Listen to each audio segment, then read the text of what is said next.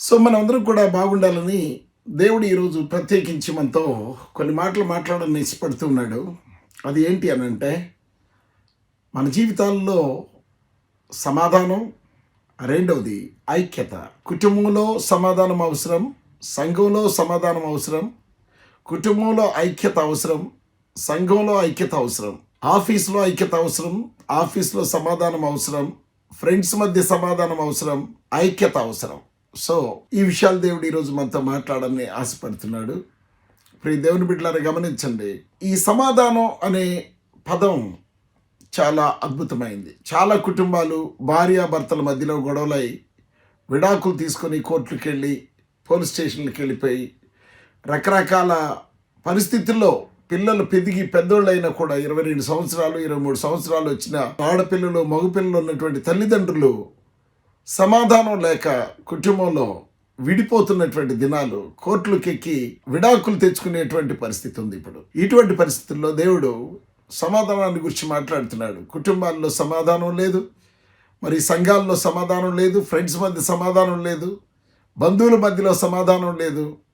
ప్రతి చోట కూడా సమాధానం లేనటువంటి పరిస్థితులు మనం చూస్తూ ఉన్నాం. ప్రియ దేవుని బిడ్డలారా, గమనించండి. యేసుక్రీస్తు ప్రభువారు ఈ లోకానికి వచ్చింది మనకు సమాధానాన్ని ఇవ్వడానికి. ఆ విషయాలు బైబిల్ గ్రంథంలో మన కొరకు రాయబడి ఉన్నాయి. యెషయా గ్రంథం 53వ అధ్యాయంలో ఈ మాట ఉంది, మన సమాధానార్థమైన శిక్ష అతని మీద పడెను, అంటే యేసు ప్రభు మీద పడిందంట.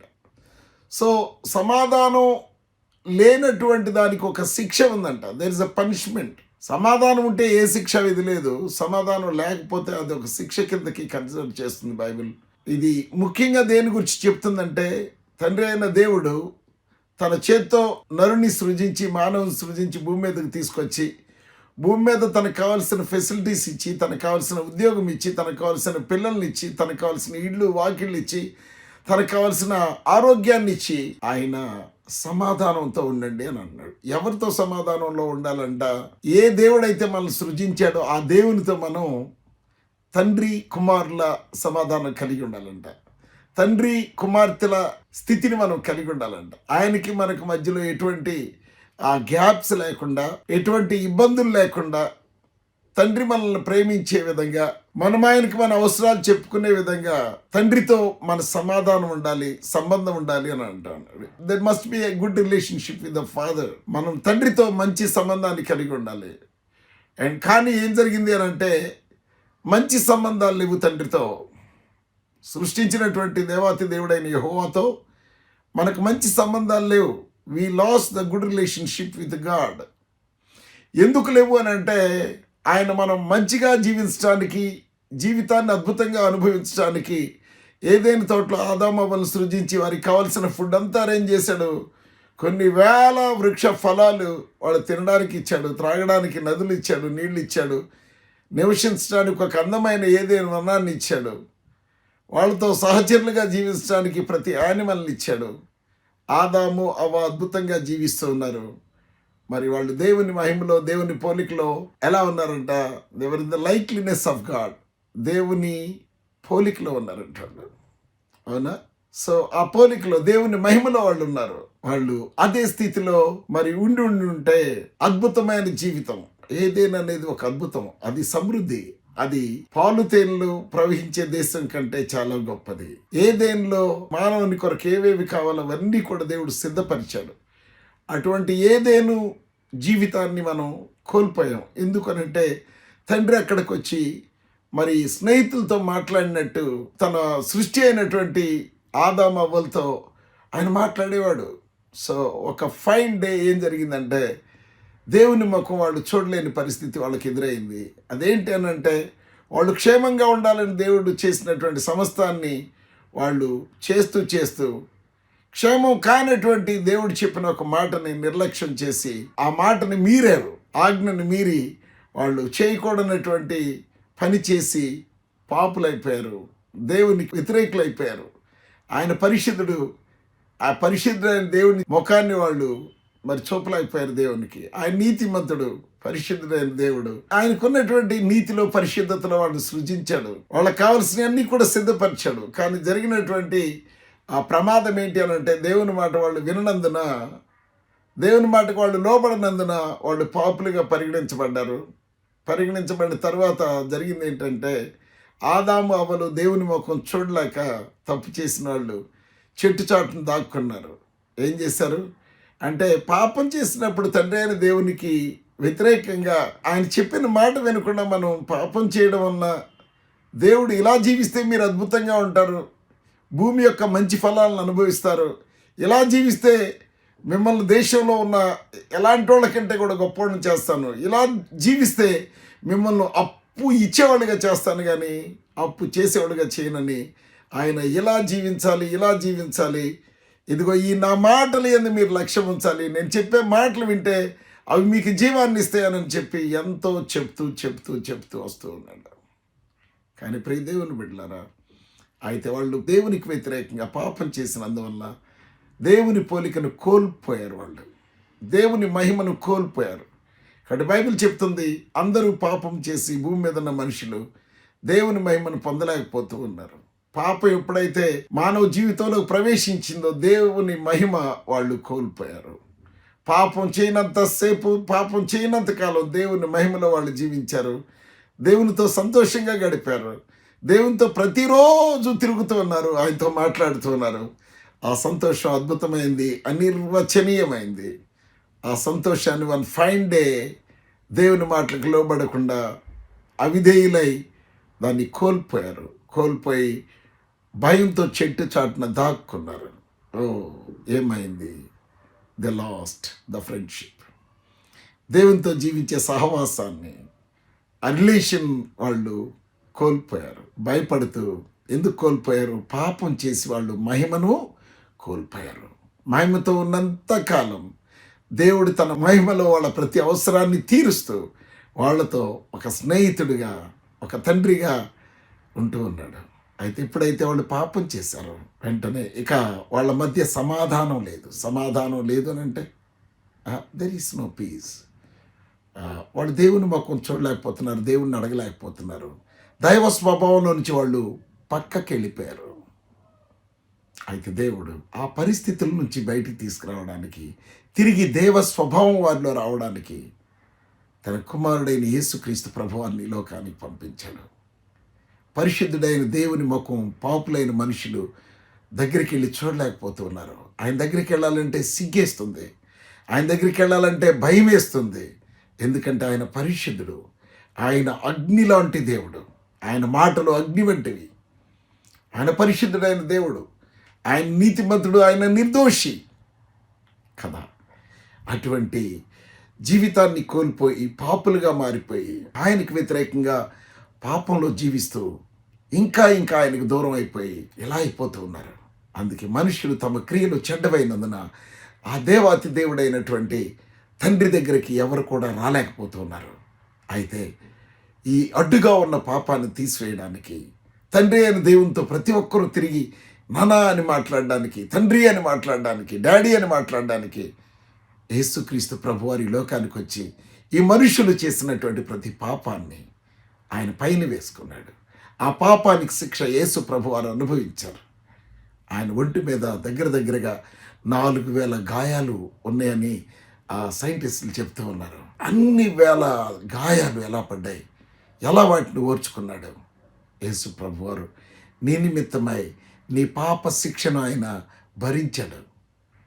నీ దోష శిక్షను భరించలేనంత గొప్పదై ఉన్నప్పుడు ఆ దోష శిక్ష వల్ల నీకు పుళ్ళు పడిపోయి, ఎముకలు ఇరిగిపోయి, కీళ్ళు అరిగిపోయి, అవునా, ఆ క్యాన్సర్లు వచ్చి, ఎయిడ్స్లు వచ్చి, రకరకాల రోగాలు వచ్చి నీ దోషానికి, నీ పాపానికి వాటితో సతమతమై బ్రతకలేనట్లుగా ఎప్పుడు చావు వస్తుందా అని ఎదురు చూస్తూ ఈ విధంగా జీవిస్తున్న మనిషిని దేవుడు కాపాడడానికి వచ్చాడు. తన కుమారుడైన యేసుక్రీస్తు ప్రభువారిని పంపితే మనం చేసిన పాప శిక్షను ఆయన సిలువలో భరించాడు. ఎలా భరించాడు తెలుసా? ఎన్ని దెబ్బలు ఆయన కొట్టారంటే, ఎన్ని కోట్ల మంది ప్రజలు ఉన్నారో వాళ్ళ రోగాలన్నీ కూడా ఆయన మీద పడ్డాయి. నిశ్చయముగా అతడు అనగా యేసుక్రీస్తు ప్రభువారు మన రోగములను భరించెను అని చెప్తున్నాడు. మన రోగాల్ని ఆయన భరించాడంట. అవునా? దాన్ని ఏమంటారంటే ఉగ్రత అని అంటారు. తండ్రి అయిన దేవుని యొక్క కోపం, పాపం చేస్తూ ఉన్న మనుషుల మీద, దేవుని మాటకు వ్యతిరేకించి జీవిస్తూ, దేవుని మాట నిర్లక్ష్యం చేస్తూ, దేవుడు మంచి జీవితాన్ని ఇవ్వడానికి పిలుస్తూ ఉంటే ఆ మంచిది జీవితం మాకు అక్కర్లేదు, మేము పాపం చేసి పాపం వల్ల కలిగేటువంటి ఆ జీతాన్ని, మరణాన్ని పొందుకుంటాం, జబ్బులతోనే జీవిస్తాం, దరిద్రంలోనే బ్రతుకుతాం, మా పాప శిక్ష మేము అనుభవిస్తూ అట్లాగే బ్రతుకుతామని చెప్పి ఎదురు తిరిగి దేవునికి జీవిస్తూ ఉన్నారు నేటి దినాన. అయితే ప్రియ దేవుని బిడ్డలారా, గమనించండి, ఆ పరిస్థితుల్లో నుంచి దేవుడు మనల్ని విడిపించడానికి తండ్రి అయిన దేవుడు తన కుమారుని దగ్గరికి గెస్సమనే వనంలో ఒక పాత్రను పంపించాడు. ఆ పాత్రలో మనుష్యులు పాపం చేసినటువంటి పాపానికి వారికి రావాల్సిన శిక్ష ఎలాంటిదో దానికి సంబంధించిన ఉగ్రత దానిలో ఉంది. ఆ పాత్రని ఏమంటారు అని అంటే ఉగ్రత పాత్ర అని అంటారు. అది పాపం చేసిన వ్యక్తి తల మీద కృమ్మరించబడి ఆ వ్యక్తి ఆ ఉగ్రతలో మరి దేవుని కోపాగ్నికి కాలిపోయి మాడిపోయి మసైపోవాల్సినటువంటి జీవితాన్ని, అవునా, యేసు ప్రభు భరించడానికి ఆయన తండ్రికి ప్రార్థన చేస్తూ ఉన్నాడు. తండ్రి, అయినా నీ చిత్తమే నేను చేయడానికి వచ్చాను. So I will take the cup of wrath. ఆ ఉగ్రత పాత్రను నేను పుచ్చుకుంటాను. మనుషులందరి ఉగ్రత నా శరీరం మీద వేసుకొని నా శరీరాన్ని, నా ప్రాణాత్మ దేహాలను ఆహుతి చేసుకుంటాను. ఈ మనుషుల కొరకు, మీరు ప్రేమించి సృష్టించినటువంటి ఈ మానవాళి కొరకు నా ప్రాణం పెడతాను, నా రక్తాన్ని చిందిస్తాను, నా శరీరం నిండా వారు చేసిన పాపాలకి గాయాలు చేత నింపబడతాను, అన్ని శిక్షలకు నేను ఇష్టపడతానని చెప్పి శిలువలో ఆయన పాపం చేయకపోయినా పాపిగా, ఆయన దోషి కాకపోయినా దోషిగా, అన్యాయపు తీర్పు పొందినవాడై నీ కొరకు నా కొరకు ఆయన శిలువలో తన ప్రాణాన్ని పెట్టాడు. ఈరోజు నువ్వు జబ్బుతో ఉన్నావు, ఆ జబ్బు ఎలా పోద్ది, రోగం ఉంది ఎలా పోద్ది అని అంటే ఆ రోగం పోవడానికి యేసు ప్రభు శిలువలో కొరడాలతో కొట్టించుకున్నాడు. ఆయన గాయాల్లో స్వస్థత నీ కొరకు దాచి ఉంచాడు. నువ్వు ఆయన నమ్మితే ఆయన గాయంలో ఉన్న స్వస్థత నీ శరీరంలోకి వస్తుంది.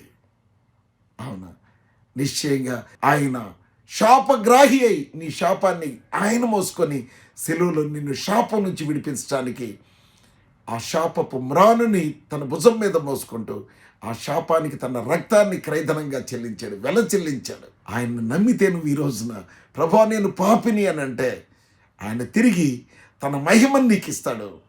ఆ పాపంలో నుంచి నిన్ను విడిపించి, ఆ పాపంలో నీకు జరిగే కీడు, నీకు వచ్చే నష్టం, కష్టం, ఇబ్బందులన్నిటి నుంచి, వ్యాధుల నుంచి, జబ్బుల నుంచి ఆయన నిన్ను విడిపించడానికి, విమోచించడానికి సిద్ధంగా ఉన్నాడు.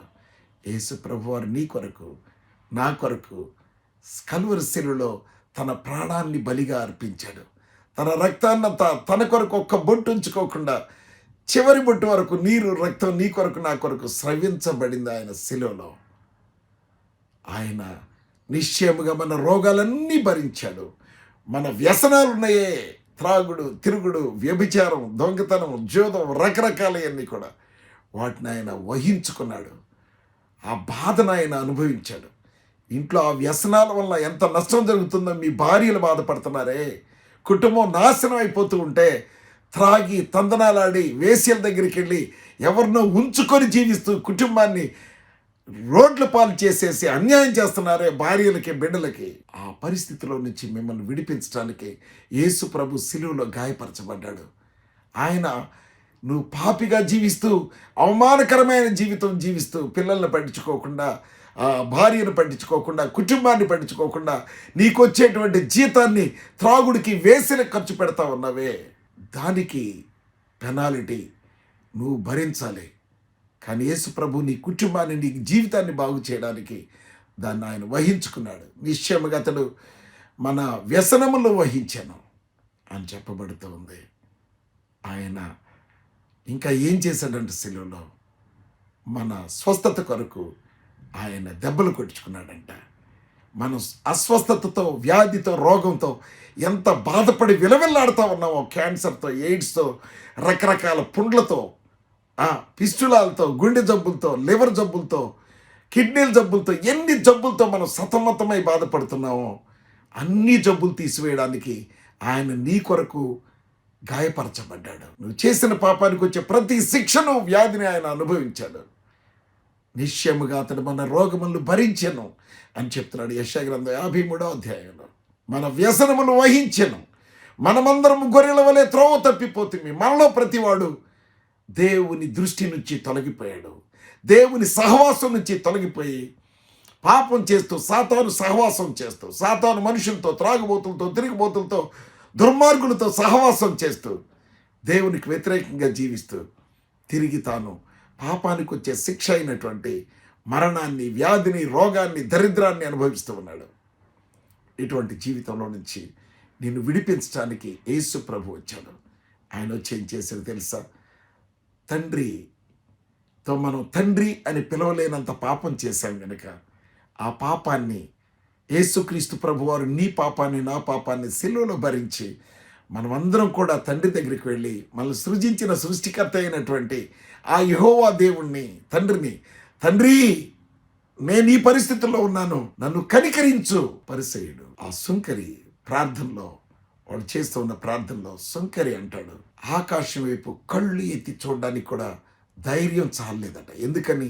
తాను చేసిన పాపానికి దేవాతి దేవుడు, పరిశుద్ధుడైన దేవుడు, మహిమ కలిగిన దేవుని వైపు ఇలా తలెత్తి చూసి మాట్లాడలేనంత, ప్రార్థించలేనంత భయంకరమైనటువంటి పరిస్థితిలోనికి ఆయన ఉండిపోయి ఆయన తలదించుకొని ఏమంటాడు తెలుసా? తండ్రి, పరలోకానికి నీకు వ్యతిరేకంగా పాపం చేశాను, పాపినైనా నన్ను కరుణించాను అన్నాడు.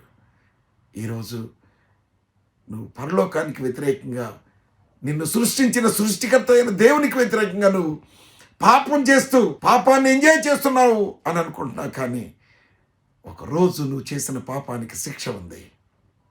ఆ పాప శిక్ష నువ్వు భరించలేనంత గొప్పది. పాపం చేసిన సొదొమ గొమొర్రా ప్రజలు ఇజ్రాయెల్ దేశం పక్కన అగ్ని గంధకాల వర్షం కురిసి ఆకాశం నుంచి సొదొమ గొమొర్రా అనే 2 పట్టణాలు బుగ్గిపాలైపోయి బూడిదైపోయినాయి. దానిలో ఉన్న లక్షల మంది ప్రజలు మసైపోయారు, బూడిదైపోయారు.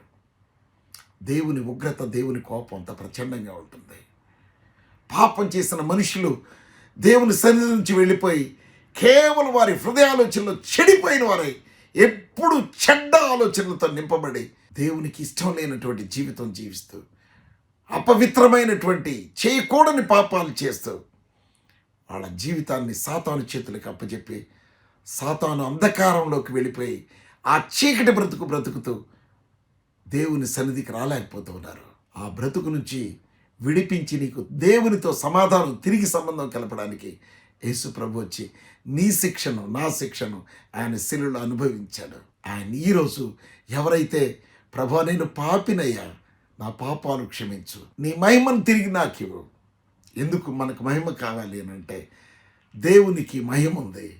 ఆ మహిమలో మన కోసం అనేకమైన అద్భుతాలు చేస్తాడు. ఆయన చేసే అద్భుతాలు మన జీవితంలో మనం పొందుకోవాలంటే ఆ మహిమ కావాలి. మనకు కూడా మనలో నుంచి పాపం తీసివేయబడుతుంది. నువ్వు ఒప్పుకుంటే యేసు ప్రభు నీ పాపాలకు పరిహారం చేసినటువంటి తన రక్తంతో నీ ప్రతి పాపాన్ని కడిగి పరిశుద్ధపరిచి తిరిగి దేవుని మహిమను ఆయన నీకు ఇచ్చి తండ్రి అయిన దేవునితో నువ్వు మాట్లాడి నీకు కావాల్సినవన్నీ పొందుకునే ఫెసిలిటీ ఆయన ఇచ్చాడు. ఈ రోజున ఆ ఫెసిలిటీని కాలదన్నుకొని నేను ఇదే పాపంలో జీవిస్తాను అని అంటే నీకు వచ్చిన రోగంలో నువ్వు చచ్చిపోతావు, నీకు వచ్చిన వ్యాధిలోనే నువ్వు చచ్చిపోతావు, నువ్వు నా దరిద్రంలో నువ్వు చచ్చిపోతావు. ఆ తండ్రి అయిన దేవుడు ఉండే ప్రదేశానికి నువ్వు వెళ్ళలేవు. నువ్వు పాపిగా జీవించి నిత్య నరకానికి వెళతావు. ఆ నిత్య నరకంలో యుగ యుగాలు కాల్తానే ఉంటావు. అక్కడ అగ్ని ఆరదు, నీ పురుగు, నీ ఆత్మ చనిపోదు, ఎల్లప్పుడూ కాలుతూనే ఉంటావు. అక్కడ ఏ జీవితం కావాలి? ఇక్కడ ఎంజాయ్ చేసి అక్కడ భయంకరంగా ఆ ఘోరమైనటువంటి బాధలో మలమల కాలిపోతూ ఉంటావు అగ్ని గంధకాలలో. ఆలోచించుకో. యవ్వనుడా, నీ యవ్వన ముందు సంతోషించు అని అంటాడు. కానీ దేవుడు నువ్వు సంతోషించడానికి చేసిన పాపానికి లెక్క అడుగుతాడు. నిన్ను భూమి మీద సృష్టించినందుకు నువ్వు ఏ ఘనకార్యం చేసావు, ఏ మంచి జీవితం జీవించావని చెప్పి ఆయన లెక్క అడుగుతాడు. లెక్క అడిగినప్పుడు ఆ లెక్కల్లో నువ్వు కానీ పరిశుద్ధంగా జీవించలేకపోయావు, లేకపోతే పాపాన్ని జుర్రుకొని పాపం చేసి కావలసిన జబ్బులు మూటగట్టుకున్నావు అని తెలిస్తే ఆ జబ్బులతో పాటు గిఫ్ట్గా నా కుమారుడు ఇదిగో ఈ నరకాన్ని అనుభవించని చెప్పి నిన్ను నరకానికి పంపిస్తాడు. ఎందుకంటే నువ్వు నరకానికి వెళ్ళడం ఆయనకి ఇష్టం లేదు, కానీ వెళ్లకుండా ఉండడానికి తన కుమారుడైన యేసుక్రీస్తు ప్రభువారిని లోకానికి పంపి నీ పాప శిక్షను ఆయన మీద మోపి ఆయన్ని కలువరి శిలువలో ఆయన ఒళ్ళంతా నలగొట్టే విధంగా చేసి నిన్ను ప్రేమించి తన కుమారుడిని నీ కొరకు బలిగా అర్పించడానికి ఆయన ఇష్టపడ్డాడు. నిన్నెంతగా ప్రేమించాడంటే ఆయన సృష్టి చేసినటువంటి ఆయన చెయ్యి నుంచి నువ్వు దూరం అయిపోతే తిరిగి ఆ దేవుడు బాధపడుతూ తన కుమారుడిని పంపి నిన్ను దగ్గరికి తీసుకోవడానికి, తిరిగి నీతో సమాధానాన్ని కలుపుకోవడానికి ఆయన ఇష్టపడుతూ ఉన్నాడు. ఆయనతో సమాధాన పడడం ఇష్టమా? ఇష్టమైతే ఈరోజే ప్రభువా నేను పాపిని, నా ప్రతి పాపాన్ని కరుణించు, క్షమించు, పరిశుద్ధపరచయ్యా. నీ రక్తంతో నా ప్రతి పాపాన్ని కడుగు, నా దోషాలన్నిటినీ కడుగయ్యా అని చెప్పి ఒక చిన్న మాట ప్రభువాని ప్రార్థన చేయి. నువ్వు విడుదల పొందుకుంటావు. ఆ సమాధానాన్ని దేవునితో మనం కోల్పోయాం. యేసు ప్రభువారు దాన్ని మళ్ళీ ఇవ్వడానికి వచ్చాడు. ఆయన మనకు సమాధానం ఇవ్వడానికి శిక్ష అనుభవించాడు. మన సమాధానార్థమైన శిక్ష, తండ్రితో మనం కోల్పోయినటువంటి ఆ సంబంధం, ఆ రిలేషన్, ఆ తండ్రి అని పిలిచేటువంటి పరిస్థితిని మనం కోల్పోయాం. తిరిగి దాన్ని మనకి ఇవ్వడానికి యేసు ప్రభువారు మనం సమాధానంగా తండ్రితో ఉండడానికి ఆయన మన సమాధానార్థమైన శిక్ష ఆయన అనుభవించాడు. ఆయన పొందిన దెబ్బలు మనకు స్వస్థత ఇస్తాయి. అతడు పొందిన దెబ్బల చేత మనకు స్వస్థత కలుగుచున్నది. ఈరోజు స్వస్థత కావాలా? ప్రభు దగ్గరికి రా. తండ్రి అని పిలవడానికి నీకు ముఖం చెల్లటం లేదా? తప్పు చేసి ప్రభు నేను పాపి, నా పాపాలు క్షమించి తండ్రితో నేను మాట్లాడడానికి నాకు అవకాశం దయచేయి అని అంటే తండ్రితో మాట్లాడడానికి యేసు ప్రభు నిన్ను పరిశుద్ధినిగా మారుస్తాడు. నీ ప్రతి పాపాన్ని కడిగి నిన్ను పరిశుద్ధపరుస్తాడు. ప్రియ దేవుని బిడ్డలారా గమనించండి. అంటూ ఉన్నాడు ఇంకా, మీరు సమాధానమను బంధము చేత అని అంటున్నాడు. సో ఇది బంధమై ఉండాలి దేవునితో, విడదీరాని బంధం దేవునితో. నీ సమాధానం ఉండాలి. అందుకే క్రొత్త నిబంధనలో రాస్తాడు, మనల్ని దేవుడు ఎందుకు పిలిచాడట కలువరి శిలువలో నుంచి, లేక పరలోకాన్ని నుంచి మనల్ని ఎందుకు పిలిచాడో తెలుసా? సమాధానాన్ని వెదుక్కోవడానికి. ఆ సమాధానం ఎవరో తెలుసా? నువ్వు వెతకవలసిన సమాధానం క్రీస్తే. యేసే ఆ సమాధానం. ఆ సమాధానాన్ని నువ్వు వెతికి ఆ సమాధానాన్ని నువ్వు పొందుకుంటే నీ కుటుంబం ఆశీర్వదించబడుతుంది. నీ పిల్లలు నీ దగ్గర ఒలివ మొక్కల వలె ఉంటారు. నీ భార్య నీ ఎదుట ఫలిస్తూ ఉంటుంది, ఫలించే ద్రాక్షవల్లిలాగా ఉంటుంది. నీ బిడ్డలు నీ భోజనపు బల్ల చుట్టూ ఒలివ మొక్కల వలె ఉంటారు. సమృద్ధి, ఆశీర్వాదమే ఆశీర్వాదం నువ్వు అనుభవిస్తావు. ఈ జీవితం నీకు కావాలా? నేను పాపమే చేసి ఎంజాయ్ చేస్తాను, నాకు నరకం వచ్చినా పర్లేదు, వ్యాధి వచ్చినా పర్లేదు అనుకుని ఎయిడ్స్ తెచ్చుకొని, క్యాన్సర్ తెచ్చుకొని, గుండె జబ్బు తెచ్చుకొని నీ ఇష్టం వచ్చిన బ్రతికేస్తావా? That is up to you. ఈరోజు ఆయన్ని నిరాకరిస్తే నువ్వు నష్టపోతావు. దేవునితో తిరిగి సమాధానపడే బంధాన్ని పెంచుకో. రెండోది అంటా ఉన్నాడు, కుటుంబంలో సమాధానం లేదు. చాలా కుటుంబాల్లో మీరు యేసు ప్రభు దగ్గరికి వచ్చి, ప్రభా నేను పాపిని, నా కుటుంబంలో సమాధానం లేదయ్యా, restore peace in my family.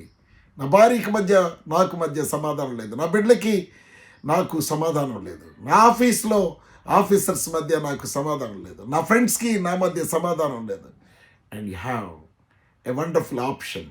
నీకు ఒక ఆప్షన్ ఇచ్చాడు యేసు ప్రభు వారు. నీకు నేను సమాధానాన్ని ఇస్తాను. నీ పాపాలు ఒప్పుకో ఈరోజు. If you confess your sins, I'll give you peace right now. నువ్వు నీ పాపాలు ఒప్పుకుంటే నేను ఇప్పుడే సమాధానాన్ని ఇస్తాను, అద్భుతంగా జీవించే జీవితాన్ని నేను నీకు ఇస్తాను అని అంటూ ఉన్నాడు. అవునా? సో ఎప్పుడైతే ప్రభువు నువ్వు ఆశ్రయించి ఒప్పుకుంటావో, నీ జబ్బులో నుంచి బయటకు వస్తావు, నీ దరిద్రంలో నుంచి బయటకు వస్తావు, ఇంట్లో ఉన్న గొడవల నుంచి బయటకు వస్తావు. గొడవలకు వెళ్ళవు. ఎందుకంటే నిన్ను పిలిచింది ఎవరో తెలుసా? యేసు ప్రభు. ఆయన సాత్వికుడు. ఆయన్ని నమ్ముకుంటే నీకు సాత్వికాన్ని ఇస్తాడు. ఆయన నమ్ముకుంటే నీకు దీన మనసు ఇస్తాడు. నీ చెత్త మనసు తీసేసి, నీ కోపిష్టి బ్రతుకు తీసేసి, పాపిష్టి బ్రతుకు తీసేసి ఆ గాడ్ కైండ్ పీస్ నీకు ఇస్తాడు, లైఫ్ నీకు ఇస్తాడు, దైవ సంబంధమైనటువంటి అద్భుతమైన జీవితాన్ని నీకు ఇస్తాడు. ఇక నీ ఇంట్లో గొడవలు ఉండవు, కొట్లాట్లు ఉండవు, నీ ఫ్రెండ్స్ మధ్య నీ మధ్య గొడవ ఉండదు, నీ ఆఫీస్లో నీ మధ్య గొడవ ఉండదు. And you'll be a wonderful person in society. అవునా? సో సమాధానమను బంధాన్ని మనం తీసుకోవాలని అంటే ప్రభు దగ్గరికి రావాలి. ఎందుకంటే మన సమాధానార్థమైన శిక్ష ఆయన మీద పడింది కాబట్టి ఆయనే మనల్ని సమాధానం లేనటువంటి జీవితంలో నుంచి ఆయన విడిపించగలడు. ఇంకా ఏంటంటే ఆయనకు ఒక పేరుంది, యేసు ప్రభు వారికి. ఆయన సమాధానకర్త. అండ్ ఈ జీవితంలో సమాధానం లేదా, if you don't have peace in your life, ఆయన దగ్గరికి రా, నీకు సమాధానాన్ని ఇస్తాడు. And you will enjoy the peace of God. నీ శాంతిని ఇస్తాడు, నీకు శాంతిని ఇస్తాడు. జబ్బు అంటే భయం లేనటువంటి శాంతి, అప్పులంటే భయం లేనటువంటి శాంతి, కుటుంబం భార్య బిడ్డలతో అద్భుతంగా జీవించే శాంతిని ఆయన నీకు కలిగజేస్తాడు. అవునా? సమాధానం అనే బంధం, దాన్ని వెదికి వెంటాడాలంట. దాన్ని పొందుకోవడానికే నువ్వు పిలువబడ్డావు. యేసు ప్రభు నిన్ను ఎందుకు పిలుస్తున్నాడు తెలుసా? ఆ సమాధానాన్ని నీకు ఇచ్చి తండ్రికి కుమారునిగా కుమార్తెగా చేసి, తండ్రి నాకు అది కావాలి, తండ్రి నాకు ఇది కావాలి, నా సమస్య ఇది, నేను బాధపడుతున్నాను తండ్రికి చెప్పుకొని ఆయన ద్వారా ఆ శిక్ష నుంచి విడుదల పొంది, ఆ వ్యాధి నుంచి, దరిద్రాన్ని నుంచి విడుదల పొంది మంచి జీవితాన్ని జీవించాలని ఆయన ఇష్టపడుతూ ఉన్నాడు. 2వ వాక్యం చదువుకుందాం. ఆత్మ కలిగించు ఐక్యమును కాపాడుకున్నట యందు శ్రద్ధ కలిగిన వారై అంటూ ఉన్నాడు. ఆత్మ అంటే ఏంటి తెలుసా? యేసు ప్రభువుని నువ్వు రక్షకునిగా అంగీకరించినప్పుడు, ప్రభు నేను పాపిని, నా పాపాలు క్షమించి కడిగి పరిశుద్ధపరచు, నాకు నీ సమాధానం దయచేయి అని అడగడానికి నువ్వు లోబడితే వెంటనే దేవుడు ఏం చేస్తాడంటే తన ఆత్మని, లేక తన కుమారుడైన యేసుక్రీస్తు ప్రభు వారి ఆత్మను నీ హృదయంలోకి పంపిస్తాడంట. ఆయన ఇక నిన్ను అద్భుతంగా మారుస్తూ ఉంటాడు. నిన్ను అద్భుతమైన జీవితంలోనికి ఆయన ప్రమోట్ చేస్తూ ఉంటాడు. అవునా? ఐక్యత లేకపోవచ్చు కుటుంబాల మధ్య, అన్నదమ్ముళ్ళ మధ్య, భార్య బిడ్డల మధ్య, స్నేహితుల మధ్య. అయితే ఈ ఐక్యతను ఆయన రెస్టోర్ చేస్తాడు. ఐక్యతను, ఓర్చుకునే జీవితాన్ని నీకు ఇస్తాడు. ఒకరేమైనా మాట్లాడితే ఆ గొడవ లోకి నువ్వు వెళ్ళలేవు.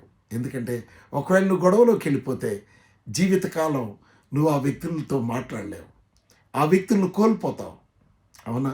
నీ తల్లి మీద గొడవ పెట్టుకుంటే వాళ్ళతో ఉన్న సంబంధాన్ని నువ్వు కోల్పోతావు. నీ పిల్లల మీద నువ్వు గొడవ పెట్టుకుంటే వాళ్ళతో ఉన్న సంబంధాన్ని కోల్పోతావు. నీ స్నేహితుల మీద గొడవ పెట్టుకుంటే వాళ్ళతో ఉన్న ఐక్యతను నువ్వు కోల్పోతావు. సో వాళ్ళతో నువ్వు ఐక్యతగా ఉండాలి భూమి మీద అనుకుంటే ఏం చేయాలి తెలుసా?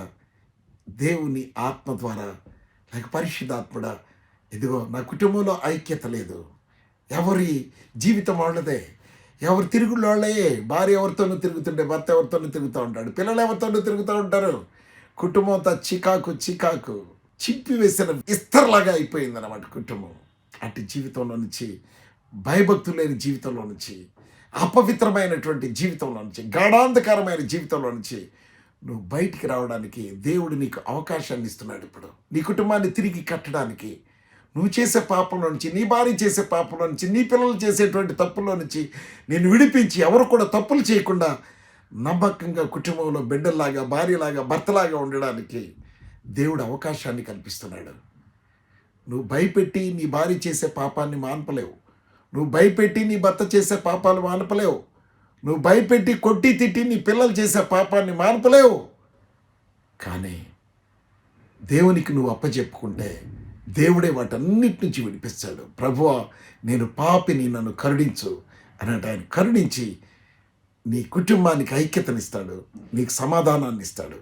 ఈ కృపగల వాక్యం దేవుడు మన కొరకు ఆశీర్వదించునుగాక. God bless you. సో ఎవరైనా అస్వస్థతతో ఉంటే, and this ministry is miracles ministry, అద్భుతాల పరిచర్యలు. సో మీరు కాల్ చేసి మీరు స్వస్థత పొందుకోవచ్చు. మీ కొరకు ప్రార్థిస్తాను. God bless you.